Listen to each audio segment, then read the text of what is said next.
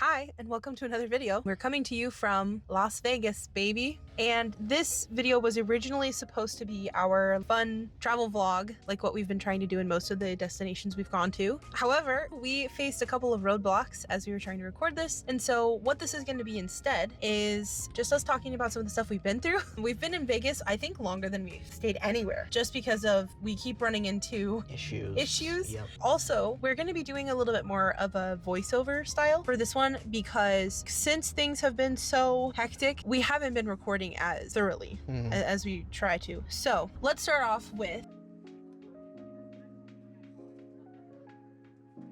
the first day that we were going to try and explore Las Vegas. We left the van behind. Bye.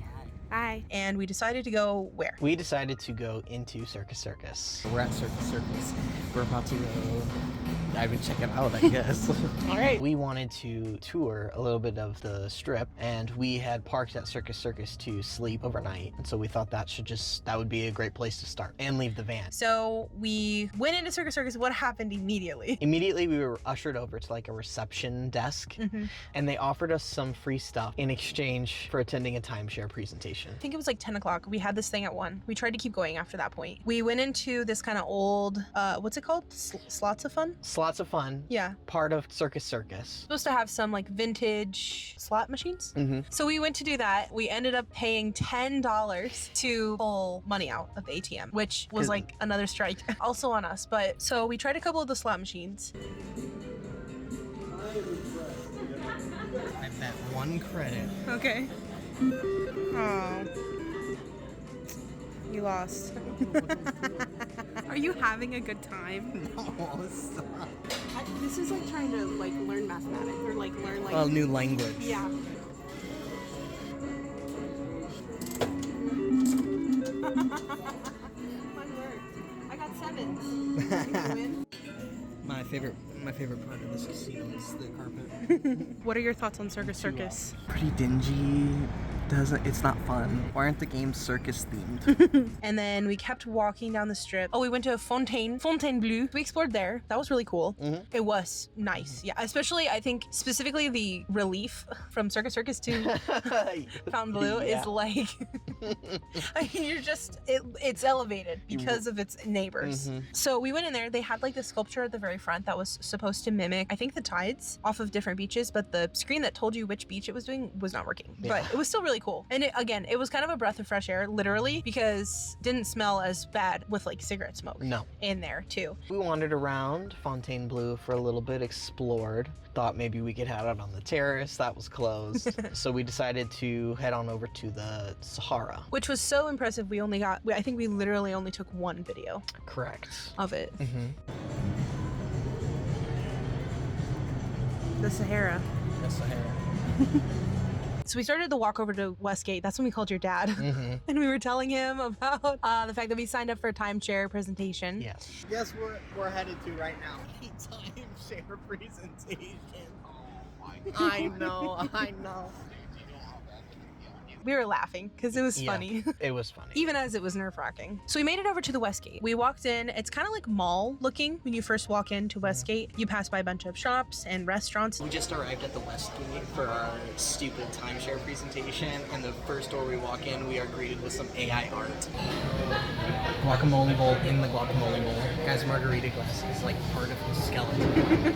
It's so grainy, you can't even tell. It's so grainy, it looks terrible. That's funny. It's horrible. We got to like the main lobby. They took us back into the special area for the timeshare people. And then we had the timeshare presentation and we got meal tickets that we were supposed to be able to use at this restaurant in the Strat. We tried to go over there to use them. It was closed. And so we found ourselves walking around Las Vegas in the heat and like the dry traffic scented air with no food, no prospects. We were feeling pretty bummed out. How are you feeling? Tired and disappointed. How about you? Yeah. Tell them how long our walk is. 20 minutes. I think it's been about 5. That was our day. We were supposed to really explore the strip. We're gonna walk at least down one side, or we're gonna go as far as we can. This was a huge bummer, so we ended up not doing that. We ended up going back to Circus that night. Yeah. We went in to use the bathroom. Deion wanted to see if playing the werewolf game would make her feel better. Here we go.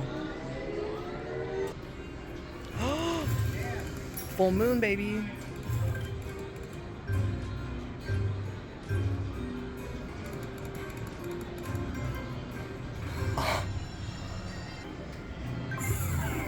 You could just keep this for your scrap journal You since don't it's wanna 35 cash cents. it out for 35 cents. I don't think I'm a Vegas girl. I don't think I'm a Vegas boy. We're not Vegas people. And then we checked in to say that we couldn't check in. Like we recorded a little clip to be like, we said that we were going to say something earlier, but we just couldn't. So we just got back to the car, or the van. Sweaty, tired. Yeah, it's only like 6 p.m. I've had like a migraine since the middle of the timeshare presentation, so I'm not feeling too hot. Today was not... Viva Las Vegas. No, it's not what we hoped or wanted, expected. So we wanted to check in and say we're too tired to check in. Tomorrow, after we get some showers and sleep, we will give a better rundown of what has happened, but we're too tired right now to Las Vegas. Las Vegas. We took a couple days to kind of chill and get some work done. We went to the Capital One Cafe in the Fashion Show Mall on the Strip. That was really fun. Good. Yeah, it was good. We drove up and down the Strip just in the van to try and... Just to kind of take it in without having to get out and interact with people.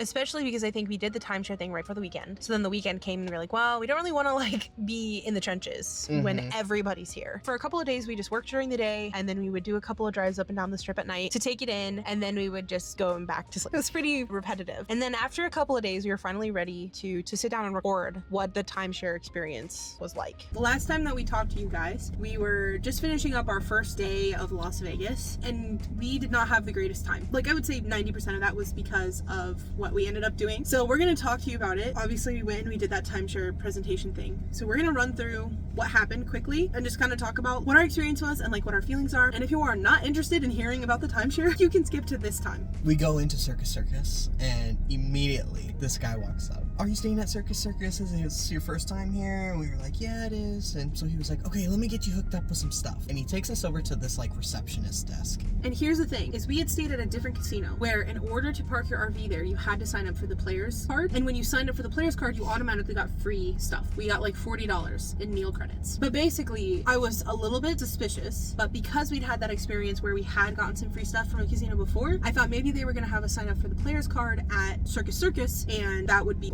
you get like $10 of free play to try and lure you into spending more money. Right. So that's why we went over to the counter. I had no sort of suspicions. I was like, wow, they're gonna give us some stuff. He was talking about, we can get you this stuff, whatever, but we need to see your IDs. We need to know you're over 25. I had left my ID in the car, perhaps foolishly. Yes. Because I don't gamble, I don't drink. I'm like, oh, I don't need my ID unless I'm like checking in for a hotel. So I went back out to get it. And as I was walking to the car, I was like, I should have told Theo not to buy anything. But I was like, no, it'll probably be fine. So he's inside, he's talking to me. So I'm gonna hook you up with a buffet. I'm gonna hook you up with 2 $25 gift cards to the Strat Cafe. I'm gonna hook you up with $200 in slot play. And then a 3-day, 2-night stay somewhere. And I was like, holy cow, this is gonna be a great trip. And then he goes, you're just gonna need to do like a 90-minute tour of this hotel, that a sister property that we have. Not many people know about. And we just want to get word of mouth going. Maybe you'll decide to stay there next time, stuff like that. Tell your friends and family about it. And I was like, oh my God, just a tour of a hotel? I was like, okay, easy. And then he goes, okay, so what we're gonna do is I'm gonna have you put down a $50 deposit to make sure that you show up to do the tour. I was like, okay, fine, we'll get it back. $50 deposit, it's fine. And then we'll get all this stuff. And so then Deion comes walking back in, and receipts on the counter for the $50. Yeah, we finish it up, and he's like, okay, you need to be there at 12:45 at the West Gate. That's where this presentation was, this tour. And we're walking away, and Deion goes, it's for a timeshare. Yeah. I said, what? He's like, it's a timeshare presentation. And I was like, no, I feel stupid. I felt like crap. I felt really bad. I mean, that's part of it though, is that obviously they're predatory. He lied. We were reading reviews about this place. We were nervous about it. People were like, they said it was going to be 2 hours. It ended up being 5. They trapped me here. They held my $50 over my head. They wouldn't let me leave, all this stuff. And so I was like, well, I've heard about people doing this timeshare thing before. Go look at the presentations, get your free stuff, leave. And so I was kind of curious. I was kind of like, okay. I'm not like mad about it, which is why I didn't just like walk away when we were inside. Because I've heard of people, they go on trips and they go to the timeshare presentations and they just say no and they get bullied a little bit and they take that as their like trade-off for getting cheap travel. And so we had to like kill some time because it was like 10 o'clock and he said our thing's gonna be at 1. But he put on the paper, show up at 12:45. So we show up at 12:45. There was a bunch of stuff. He told us to lie about things. He told us to lie and say we were married. He didn't even ask how much money we make, but he was like, I know you you make more than 50K. If they ask you, just say you make more than 50K, which I do, but just like not by a lot more than that. And I'm unemployed. And he said, just lie. Just tell them that you do. And so we go in and he's like, how much money do you make? So I say 50K, whatever. And then they come over and they're like, can you show us documents proving that you make this much? And I'm like, we're lucky that we do, because this guy told us to lie about it. He's like, don't worry, they're not going to check. They're not going to check. They did check. I guess because I'm a freelancer, I'm a ghostwriter. Anyway, we get there at 12:45, supposed to start at 1. We don't go back until 1:15. And then the buffet that we were promised was worse than like a cafeteria lunch. At the University of Iowa, the buffet is better. The buffet is way better. We went in, they had like a salad bar, but it was just like lettuce and cherry tomatoes. They had chips and salsa, but it was such a weird setup. There was like ranch with it. And then they had 4 actual hot food items, which were hot dogs, jalapeno poppers, some weird like chicken dish that looked like dog food, and some pork dish that looked like dog food. Yeah. That was it. And they were not good. We ate because we didn't, because we were expecting to get fed. A buffet. As we're eating, he goes, oh, just so you know, like the time doesn't start until you're done eating. So we're done. Yeah. Like, we're like, okay, yeah, we're finished. He's like, no, don't rush. We're like, we're rushing. Yeah, we're done. And he was nice. He was really nice. And like, I think that like the whole time we were going through this pitch, we kind of had like he probably knew that we weren't going to buy it, and we knew that he was just trying to do his job. And it was fine. And like, he would ask really leading questions, and we were just going along with it because we were like, I mean, we can say yes. As long as we don't hand you a card, we're good. We're golden. We're not signing anything. And so we went through the tour, we went through the whole presentation, and just kind of went along with things. And we got to go up and look at the room, which the room was really nice, obviously. And then we were just like, yeah, no, we get it. He's like, oh, it's just gonna be like $10,000 down, $700-800 a month. And we're like, that's how much we pay for rent back in Iowa. We're not paying that on future hotel stays. And so we were also just kind of like, even if timeshares weren't predatory and scammy, that's just not even really the way that we travel anyway. And so he was nice. He brought his manager over. Manager was nice too, but obviously they were pushy. Oh, look what we can do. Well, we can do this for you. Oh, we can do this for you. And we're like, dude, the price would need to be 0. Yeah. And even then I would be nervous. I would be suspicious about signing a contract for this. So yeah, the experience was very odd. The whole time we were sitting there, it was like, this would make a good horror setting, because when we were waiting in the lobby, the people were like coming in, and it's like, oh, there's like this older hippie couple and like a younger couple that's like dressed really nice, and like, oh, there's like a kind of like looked like a mom and a daughter. I was like, oh, it's like an ensemble, like we're like getting we're watching all these people come in or whatever. And then it was a little bit culty because there were people buying them while we were there, and we knew that because every time someone would buy it, they would stand at the front of the room and go, hey everybody, so and so bought this, and then all the sales people like, yeah, cheering back, like they're doing like a call and response thing. So anyway, again, the 2 people that we like actually, well, there was a 3rd woman who came over and tried to sell us another thing, like tried to get us to go on like a timeshare trip. She was nice. She didn't really even push that hard. No. I think she was just kind of like, yeah, we saw you're unemployed. Yeah. I think that's why we got off so easy. Yeah. Also because when they were sitting there, I was like, they were like, oh, but you can't do it. And I was like, listen, I'm sorry. The guy at Circus, which again, I was aware of what it was, but he did not tell it. Like, if you had never heard of a timeshare in your life, you would be so bamboozled by what was going on, because he didn't say, oh, they're going to try and sell you a timeshare. They're going to try, even if he had just said timeshare, which he never did. I'm sure they're coached not to do that. It was a lie. And so it's like, I was like, I'm sorry that we're wasting your time. You know, this guy did not say that this is what this was going to be. They were nice. They were nice about it. They were never mean to us at all. That was our timeshare experience. And we did end up getting the prizes. Yeah, so we have 2 $25 vouchers to the Cafe at the Strat, which has a breakfast buffet that's like $26.99 a person. Yeah. So we're gonna use these. We're gonna get a buffet. It won't be the buffet. It won't be one of the ones that I wanted to try and get, but it's a buffet. Yeah. So, and I mean, $200 in Casino Royale promotional slot play. Then the last thing, which I'm just going to show the number. No, don't show the number. Because who cares? We're not going to do this. Sign up. It's a scam trip, okay? I'm going to link another video I watched. There's a guy who made a whole video about doing one of these. It was really cool. But yeah, it's supposed to be a 3-day, 2-night getaway that we were promised at any MGM property.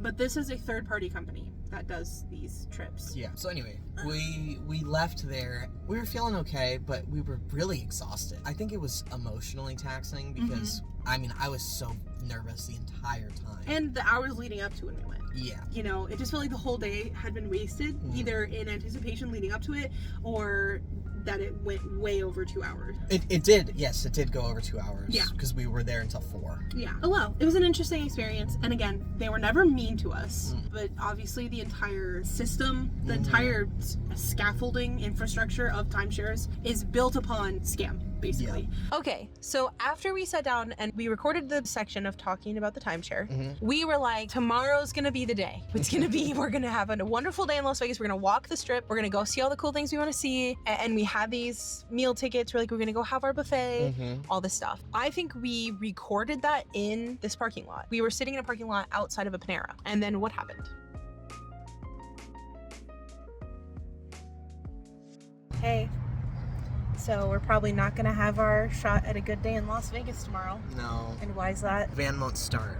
There's power, but it won't turn over. So it might be something wrong with the starter. Not sure. We're stuck in a parking lot next to a Panera. We probably can't sleep here. No, probably not.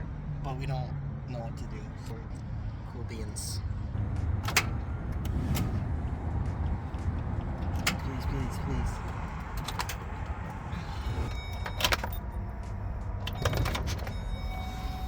When we pulled into the Panera, we pulled into an empty spot to make the bed. We tried to start the van so that we could move closer. Wouldn't start. So we're like, okay, this has happened to us before. We'll try and go in and work for a little bit, and then hopefully when we come back out, it's gonna start. No, we sat there. When we came back out, we were sitting out there a couple hours trying to get it to start. Would not start. So we knew that this was serious this time. And so we had to sleep overnight in this Panera parking lot, unsure about whether or not we were going to be towed or ticketed, whatever. Knocked or whatever. We didn't get the knock. We weren't ticketed, so that was awesome. Except some of us didn't sleep at all. I did. Well, Deion did not sleep. The next morning, I woke up early because I had to go to the bathroom. Went into Panera, and then I sat down and started making calls to mechanics. Okay, so I just got off the phone with Firestone, and I think that's where we're going to be taking her.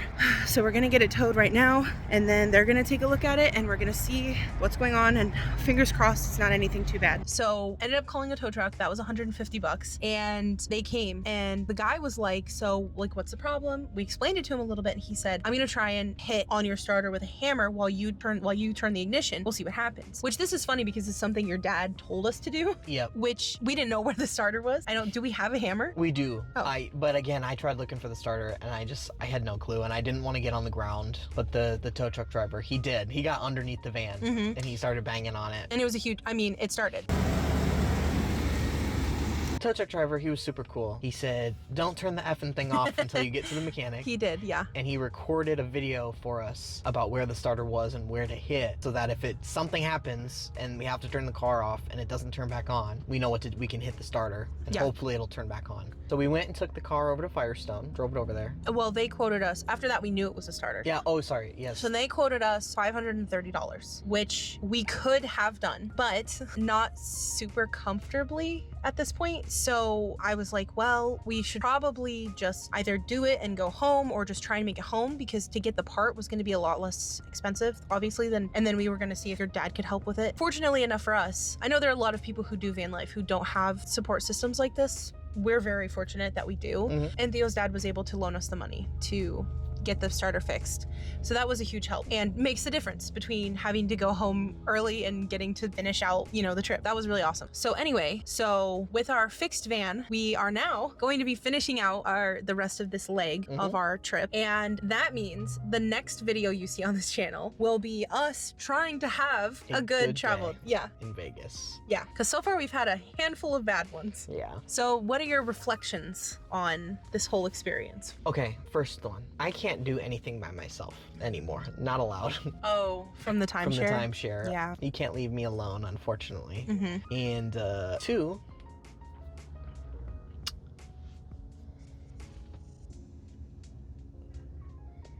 I was going to say one thing I was reflecting on is I know when a lot of people do van life, they sell their house or sell all their things and they buy a van and they're kind of on their own. So we're really lucky that we have a place to go back to. Like, even if we hadn't been able to borrow the money for it, we have somewhere to go. We have somewhere to go to be able to, you're going to do DoorDash for a little while. We're going to figure it out and then be able to get back on the road. A lot of people just are in their vans and that's all they have. So, when it breaks down, if they aren't prepared to pay that cost comfortably, that can mean, I mean, for some people that could even mean being totally unhoused. So we're incredibly lucky and incredibly grateful that we're in the situation that we're in. Anyway, we found out in the city of second chances. That's true. So That's true. we're about to give this city a second chance. Yeah. Also, I wanted to say we ended up cashing in our meal tickets. So unfortunately, in the next vlog, we will not be doing a buffet as much as I wanted to. Like the one thing I wanted to do in Vegas was do a buffet. We can just not find a way to do it affordably, unfortunately. We had to cash in the meal tickets because we realized they were expiring like 2 days ago. Yeah. I looked down and I was like, oh my God, these expire today. So we missed, they had a breakfast buffet, missed it. So we just had to go and order some food, which... We got fresh fruit, which is kind of a rarity for us, other than just apples. Right, and a salad with vegetables. So, not too very bad. good. Yeah, we're gonna be doing our real Las Vegas. We're gonna walk the strip. Hopefully, we're gonna get to see. I'm so excited for New York, New York. I'm excited. I'm excited for all the very themed hotels. What are you? What else are we gonna do? What are you excited for? The canal shops and the forum shops are gonna be cool. But like you already said, the themed thing. All right, so I think we're gonna end it here. Yep. Get on to tomorrow. I think tomorrow we're doing it. We're gonna walk the strip tomorrow. We're gonna do our whole vlog tomorrow. Yep. Second chance. That's stupid. Yeah, it is stupid. That car slowed down because they thought we were fighting. Did they? Yeah. Nice. Okay. Good night. Oh. I don't know what. Good night. We could end it with the high fives probably. Yeah, that's what I usually do.